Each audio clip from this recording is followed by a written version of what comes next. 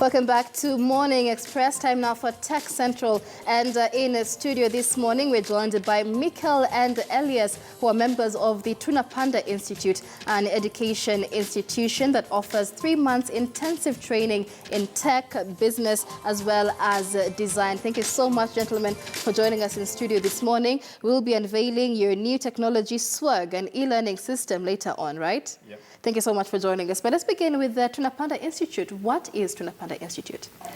It's simply a training institution located in Kibera. And what we actually do is that we offer 3 months intensive training in tech, design, and business skills. You find that in East Africa, there's a shortage of teachers and actually schools out of vocational training.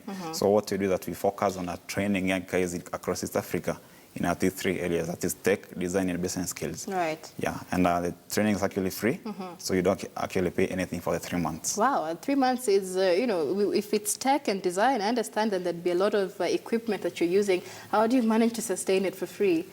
What we do is that we normally work with clients. We do help them in solving problems they're facing in their companies. And we majorly focus on developing e-learning software and e-learning content, as well as doing other projects like web design and networking. And the revenue we get from these projects, it's what we normally use to fund the training. I mean, Mikael, I understand you've been in this, you know, tech and design for quite a while, more than a decade, I understand. And from your profile, I understand when you're not, you come to Kenya weekly to train on game design or something? Yeah, I'm traveling back and forth between Kenya and Sweden. And I was involved in Tunapanda from the start as a trainer. And then I've also been involved in developing this system that we have developed. Right, and when did that begin, Tunapanda Institute itself? The organization itself, it started around 3 years ago. And we opened our school around 2 years ago. Right, so 2 years. I mean, but then it takes a lot of intellectual infrastructure to come up with something like this. What's your background in tech and design? Yeah, my background is I used to work as a computer game programmer. Yeah, and so that's my background. But in terms of education, you can say that I'm self-taught. And I think that the education system, like actually all over the world, when we teach about programming and we teach about technology, it can be improved in many ways. Right. Yeah, the way that we teach it today in our universities might not be the best way of teaching it. And I was very happy when I found out about Tunapanda Institute and the ideals and the way that we teach technology and the way that we encourage people to explore about technology. And seeing really technology as something that we can use to empower ourselves. All right, and make a change. But like Elias mentions, it's a free program, 3 months long. What motivates you to travel all the way from Sweden to Kenya for a weekend to train and go back? Yeah, no, it's this organization that I was very happy to find, and to be able to participate in actually teaching technology and programming in a new way. That's for me very exciting. Right, so I'm very happy to be involved. And Elias, you're an e-learning developer. What does that entail? It's more of developing learning content and e-learning platforms, but more implementing custom learning solutions in a digital way. And how did you get into that? When I was in campus, in my 4th year, I got to join an e-learning program that we are doing in campus. And what we are doing back then is that you are given a laptop and you're not supposed to be going to classes for all semester. So you're supposed to be taking your classes from wherever you'll be. And, using the laptop? Yeah. So we have 2 groups. One is going to class normally from 8 to 5, which was kind of boring. And then there's the other group. You are given a laptop, you take your classes and quizzes and cards from anywhere you are. And that's what's really interesting for me. I mean, and that's really cool because everybody would opt not to sit in a lecture for 3 hours. Yeah. But then I would understand a lot of our traditional parents would think, you know, is this kid really learning anything from his computer up in his room? How is that difference, you know, learning from e-content and the traditional system? Well, it's a bit different because the learning itself is self-paced in a way, and you have the control over what you're learning. So it's actually up to the learner to ensure that you're able to plan yourself accordingly.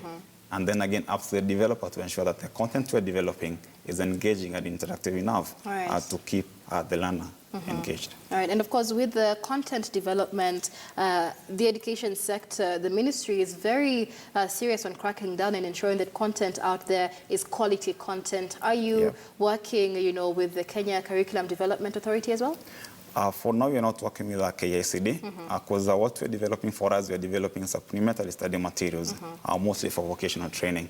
So we are not dealing with the high schools for now, and we are not working with KICD. Right. So the materials we're actually developing, they are just supplementary study materials.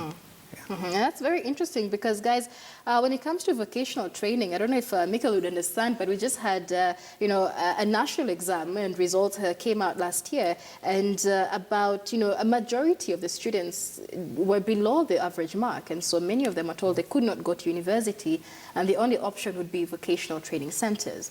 But the problem is we do not have enough vocational training centers in the country, and this is a good substitute. But talk to us about this e-learning platform now called SWAG, I understand? Yeah, what does SWAG stand for? It's simply an e-learning platform meant to deliver education content, but are mostly focused in areas with no internet connection.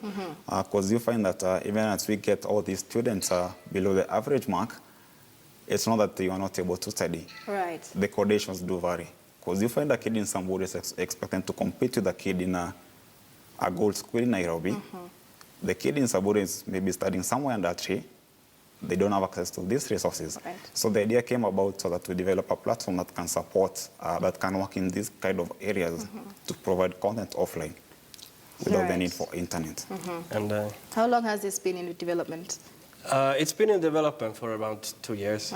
It's still in development. Right. I think it will never be finished. What do you mean it will never be finished? I mean, there's always making it better. Yeah, there are always rooms for improvements, always things that can be made better. But in its current form, it's useful. All right. All right. So let's take a look at how the SWAG e-learning system works. Maybe Michael could take us through it. Yes, I will be happy to do that. And first, what's the most important, what we have seen as the challenge that we want to solve is that teaching is done in 2 different ways. Right. Maybe we can do it in a lecture as a teacher when we talk in a classroom. And then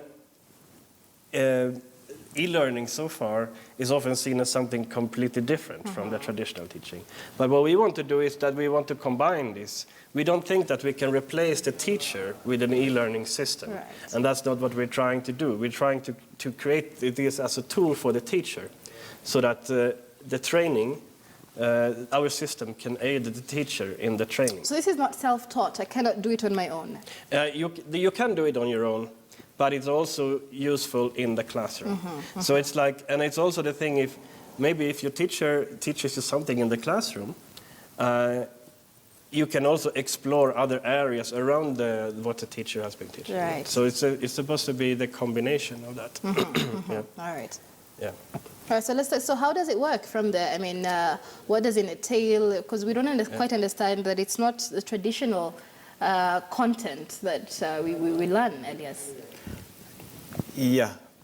The platform is currently online.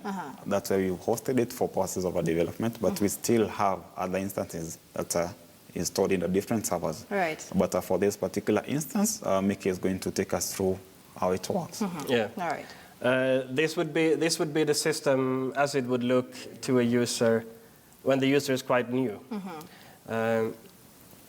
These are our courses that we teach in Tunapanda. So that's there's photography, there's drawing, there's how computers work, and what's ADDI? There's ADDI at the top there. ADDI is a design standard, right? Yeah, it's a methodology used to design e-learning courses. All right. So far you only have drawing, photography, and how going around computers. Yeah, Right. we can try this one, how computers work. And then this way I'll go into... But, so this is online, but Elias mentioned that you're trying to work on a platform that's not internet-based per se? Yeah. Exactly. This one is online, but it's also what is called open source, which means that we give the source code and we give everything away for free. So this can be downloaded also off the internet, and it can be run on students on their own machines, or it can be run on a classroom server. So we have a server in the classroom that can, and a student will use it that way. Right. And it's also, it doesn't have, such a classroom server doesn't have to be connected to the internet, yeah. But if it gets an internet connection, it will synchronize itself. So we want it to be like a collaboration of the creation of the content. Right. And we can use that system if someone creates a course or someone improves upon a course. This improvement will propagate through this network. Yeah. All right, so we've gone to how computers work. We're on the front page. What's next from there? So this is one of the courses that we could take. And as you can see, this is something that is... I could be a teacher and I can use this for teaching. Yeah.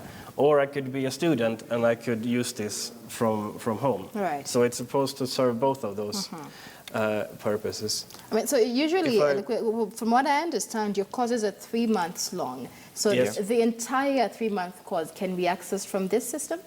Yeah, that's correct. Yeah. Yeah, because what you're working on, we are trying to ensure that every class we teach, we put it on the system. Yeah, because you find that many other times we are faced with the challenge of whenever we are calling out for any applications, we get over 300 people applying for the program. Right. And at any given time, we can only accommodate like 30 trainees. So how do we ensure that the rest that don't qualify for the program are still able to take the courses? So we do it by trying to develop these courses and putting them on the platform. Right. That your own time you're able to log into the platform and take all the courses. That's rather interesting. That's rather interesting. All right, Mikael, let's continue with this. We can go through this course then. And at the end of this, we would get some questions. Right. And then as we answer these questions, we get to the end of the course. I will not answer the questions now. So because the system scores you? The system scores you, or rather what you do is that you collect badges. For each course, or for each module that you complete, you'll get a new badge, as we will see. So these are my badges that I have collected. I've just collected this one, and the system has just awarded me this badge so far. But our we teach technology design and business. So my badges that I would collect as part of the course, they would show up here. So what does a badge mean? That you've completed a course, that you're doing rather well in the course? It means that we have completed it. You have completed. Yeah. So and we only award the badges as such as that you have completed a course or you have not. So it's equivalent to a certificate, probably? Yes, exactly. This would be equivalent to a certificate. All right. So very crucial question.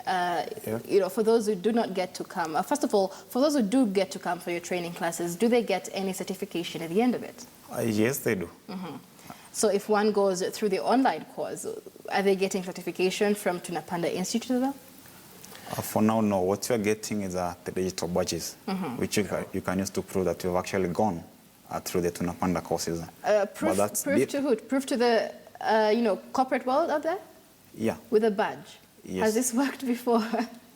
It's a new concept that is currently slowly picking up because we are slowly moving away from the era of certificates. Right. Because right now, if you go to River Road, you're able to get you can get a certificate, right? But there's no way of determining whether the certificate it's genuine or not. Right. That's very interesting.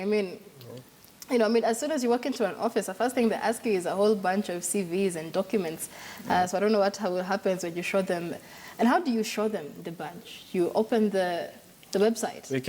You can always show, because now these days when we apply for jobs, we send an email. Right. And here my certificate is available on this URL. So my certificate will in fact get its own web page. Right. So I can share that with an employer or with Wow, that's definitely not been heard of before in the country. So let's speak of the trainees you've had. You've been in operations about 2 years, you say.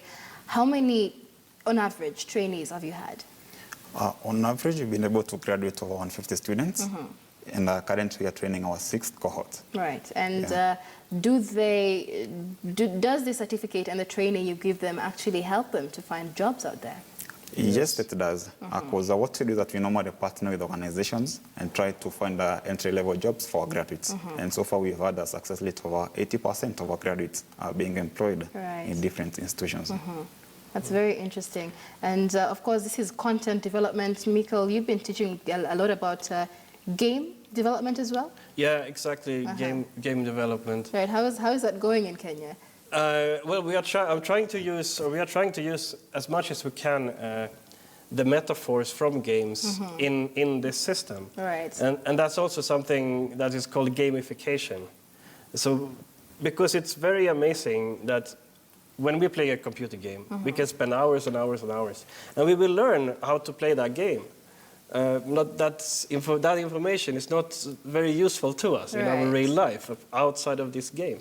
But we can ask ourselves, how come? What is it that triggers us to spend all this time on the game? And there has been a lot of research done on this, obviously.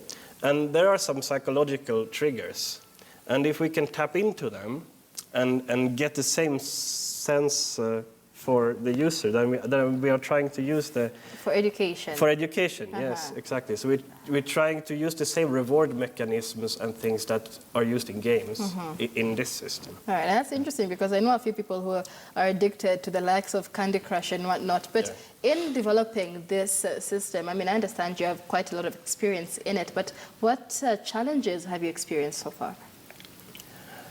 Oh, yeah, that's a good question. There are the same challenges as developing any software. Like, it's the thing that you have an imagination. You imagine what your system should be first, and you develop it in that direction. But you realize that you missed the mark. You have to go back and you have to change. And, all right. I mean, and Elias, like Mikael mentions, they're trying to tap into the same reaction that happens when people are playing games and they become rather addicted to them. But this platform looks, just like a normal computer website and a normal internet website. As a content developer, what else is next for SWAG? For SWAG, we are trying to develop content that is as interactive as possible.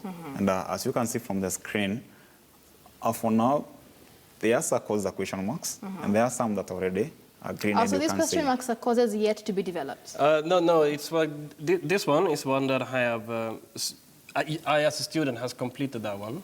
Yeah. This one, so since I have completed this one, and this is a prerequisite for this one. So there's also prerequisites. Yeah, right. This one I have not yet completed. So I don't know what comes after. So this is a kind of gamification concept that these question marks, they are supposed to trigger your curiosity. It's like your next level, and yeah, you don't know what the next level in the game entails. Exactly. All right, that's pretty cool. But it's also, we don't want to lock anyone out, so you can actually see the full map as well, even though you have not completed it yet. But we also want to make it as simple as possible from the start. So I would imagine that this can be quite confusing if you would be new to the system. Yes. That's why we don't show it by default. But once you complete all the courses, this is how your map will look like. And all these circles will be full. And this is all within 3 months? Yeah. Or is each course 3 months long? No. The full, all the courses together. So within 3 months, you have all this? Yes. All right, and I think that's pretty amazing. And of course, with the challenges in content, what is it, software development for you as a content developer? What kind of challenges have you had? It's mostly trying to correct the content because we have all sorts of content out there. So how do you determine that actually a certain source of content it's credible enough for you to expose to your learners? So that has been the greatest challenge. And how do you determine that? It's a good question. So for now, we are working with an amazing team at Tunapanda Institute who are dedicating their time to ensuring that the content we do research for, it's actually relevant to the trainees and it's up to standard.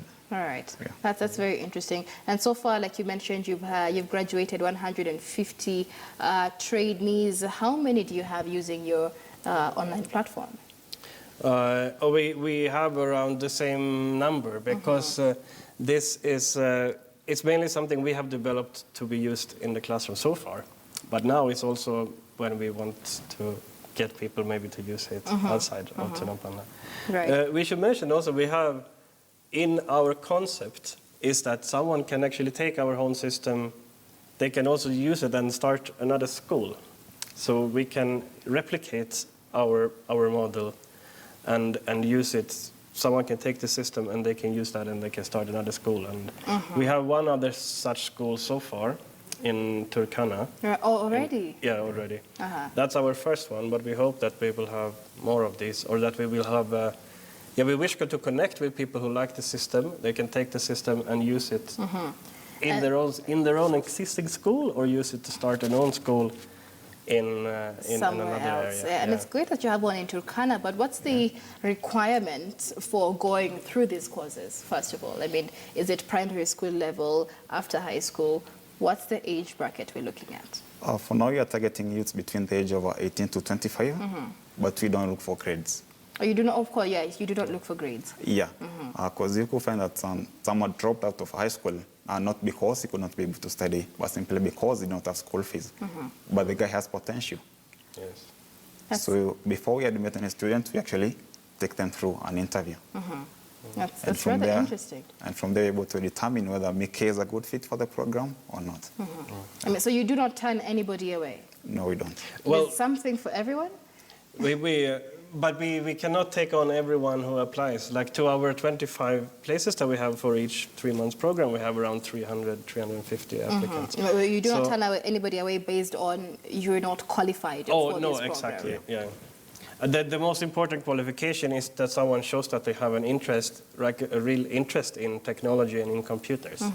Because I think without that, you can't really learn anything. Right. Technology is such that, like, your parents cannot tell you to learn technology. If you don't want to learn it, you will not learn it anyway.